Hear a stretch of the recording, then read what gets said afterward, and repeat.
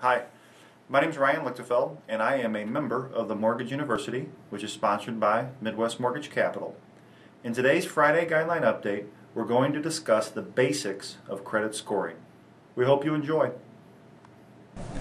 Credit scoring. We're just going to touch on the basics of credit scoring. There's a lot that goes into it. We could talk about it for an hour, I know, but if you'd like to know more information, please give us a call. We'll sit down with you individually and either A, help you keep your scores high, or B, help you bring low scores to high scores over time and give you the tips that you can use to do that.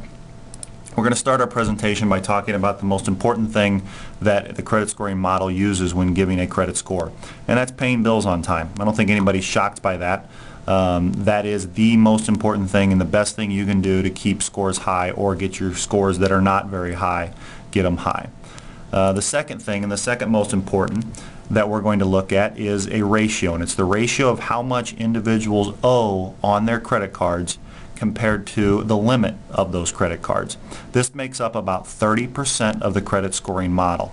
We're going to go into this a little bit more in depth because it's the one thing that we use to help people bring their scores up quickly. So let's talk about what the models are looking for. First of all, they want the ratio that we're talking about of the amount an individual owes on a credit card to the credit limit to be 30% or less. If you do that, you'll optimize your credit scores and keep your credit scores high, or help your credit scores that aren't high to be high. Now, we understand not everybody can afford to do that. So we're also going to talk about what you can do if you cannot keep all of those balances to 30% or less of the limit.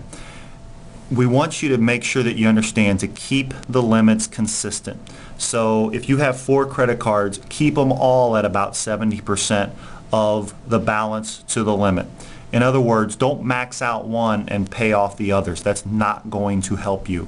Keep them all at about 70%, and then over time work on paying those further down to where now you owe 60% to the limit and 50%, and then over time your scores will come up. So again, that's a better strategy than maxing out one credit card and having low balances on the others. The other couple things that go into credit scores are your length of credit history. Individuals that have a long history are going to have higher scores than individuals that are just getting credit. So go out, get a credit card. It's not really a bad thing because you want to establish that credit history. They also want you to have a mix of credit cards. The credit scoring model wants to prove that individuals can handle all types of credit, whether it's installment loans, which are car loans basically, credit cards, and mortgages. Having this mix makes up about 10% of an individual's credit score. They also look at inquiries. How many times has your credit been pulled over the last 90 days or 6 months?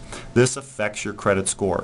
However, we want to point out that there are provisions in this part of the credit scoring model that allows individuals who are shopping for a house and need a mortgage to get that house, or shopping for a car loan, to have their credit ran more often because they know that they're just rate shopping and it's not going to affect their credit scores.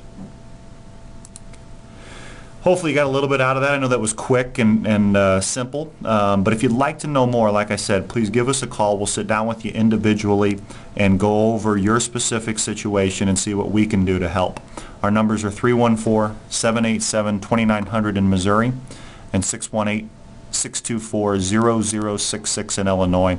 You can also visit our website, which is MidwestMortgageCapital.com. Thanks. Have a great day.